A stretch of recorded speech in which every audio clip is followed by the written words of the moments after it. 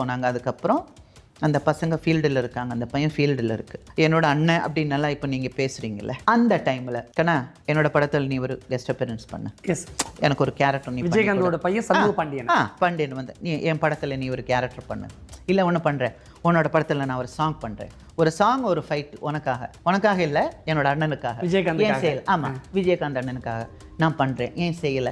அப்புறம் இப்போ திடீர்னு பாசம் பொத்துக்கிட்டு வருதா, எங்கேருந்து வந்துச்சு? அப்போ விஜயும் மற்ற அரசியல்வாதி மாதிரியான ஒரு சக அரசியல்வாதி அந்த மாதிரி நாடகம் தான், டிராமா தான். ஆமாம், எனக்கும் அது ஒரு காரியம் ஆகிறதுக்காக எனக்கு இதெல்லாம் தேவைப்படுது. அது இப்போ தான் தேவைப்படுது, போன வாட்டி தேவைப்படல. ஆனால் இப்போ தெரிய வந்திருக்கு நமக்கு இதெல்லாம் இருந்தால்தான் அவங்கள எடுக்க முடியும் அப்படின்ற மாதிரி தேவை வந்ததுனால புதுசாக ஃபோட்டோ வருது, அவங்க அங்கே நிற்கிறாங்க. அதுவும் இல்லாமல் ஒரு ஹேட்டு வச்சு ஒரு கிளாஸ் வச்சு இப்படி சிரிச்சா யாரும் எம்ஜிஆர் ஐயா ஆக முடியாது, ஒரு கிளாஸ் வச்சு பேனா இப்படி எடுத்தா கலைஞர் ஐயா ஆக முடியாது, எனக்காக செய்வீங்களா அப்படின்னு பேசினா ஜெயலலிதா ஆக முடியாது. அவங்கள மாதிரி நீங்கள் கஷ்டப்படணும்.